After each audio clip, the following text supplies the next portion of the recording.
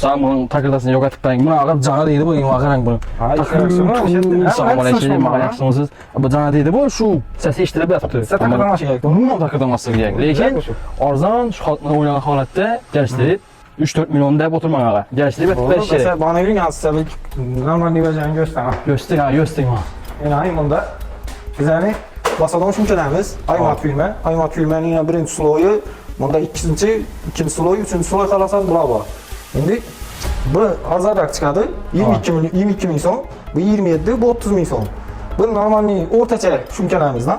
Bunda comfort filmeniki var. Bu hosti ve spas speedi. Bu indi sen kımatra kuladan mı la? Bu sifeten zordan mı? Bunu tutup gösteririz biraz. Tutup görünüyor. Şimdi üçüncü sloya, ikinci sloya Bunun kalın ekan bay. bu zor bu. Bu ikinci sloya basılır, vapşı lezzet veriyorsa topluyorlar. Vapşı kaya basılardı onun vazimiz. Şimdi bakalasa zakonu çok kettiremiz bu. Sifətli oynanan holatda. Hazır heç kimdə pul yox biləsiz. Ondan nəsə azı qalmadı. Baxar ayı. İşte sifetlenen buna da zor oladı bu. Zeymun'un için mesela basılır. Yox, yox ağa onu işlətmək. Bu mesela demez. Bize de çok sifetli mesela vardı. Bu da kalasa çok kettiremiz geseyizde. Azdan çıkardı bu. Bize kalap seyriyse ne normalni mesela hemmesi arzan bulsam sifetli mesela. Şunda gələ versinlər. Xavarlaş həmmə. Həmmə gələ versin ağa. Normalni ettiremiz geseyizde. Arzan sifətli. Bize seyriysen içkini basamamız deseyizde bas veremiz. Əlbəttə.